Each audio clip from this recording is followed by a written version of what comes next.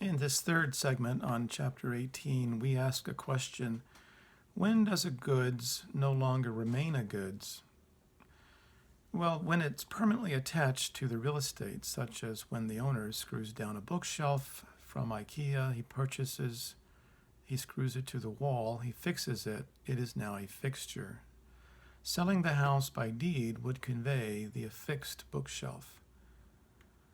But let's go back to our chapter's purpose, a transition away from common law into the statutory-based UCC. Let's review slide 5 and Article 2's definition of a merchant. We must understand that merchants aren't just anybody. Our theme for this movie soundtrack is, number 2, elevate the merchant status. We've elevated their status.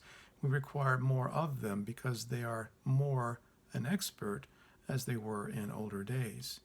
A merchant is anybody who engages in the sale of a certain type of goods or goods of a kind on a regular basis. They're not just somebody that's out there in their home at a yard sale that they're hosting, selling their items.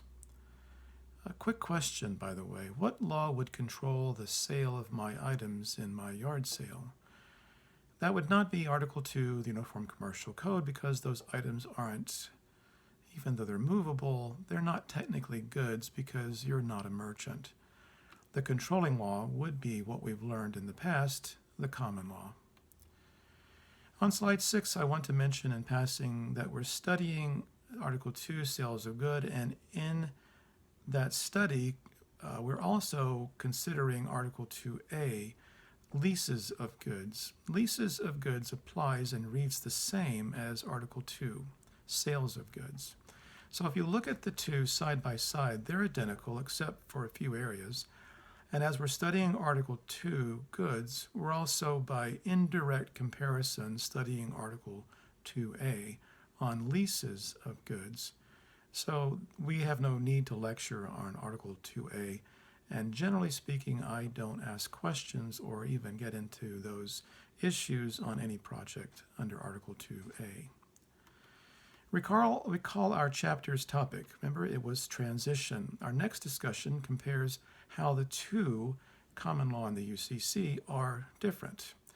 Slide 7 begins that discussion. Consider the last paragraph, which says that the UCC is more flexible. The UCC, for instance, allows for open pricing, open payment, and so on. So we return to the overarching themes of Article 2. Theme 1 was speed commerce along.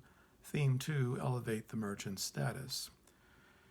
Because merchants want their contracts, and even if the contract would not stand under common law, the UCC supports them for the most part. They want the UCC to come in by default and complete or fill out any open term or correct any vagueness to help the contract stand. Indeed, the UCC is one of the best laws ever written by any society. On slide 8, let's consider open terms. Let me provide an example. Under the UCC 2-204, we understand certain areas in a contract may be left open or blank. A third party or other reliable source may be able to supply open terms to make the contract more specific and more clear. In other words, the market can supply certain missing terms.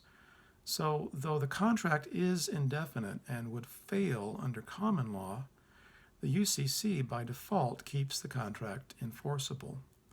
Indeed, under common law, court would say, why would anyone leave out a term of importance? Would not leaving it out basically kill the contract?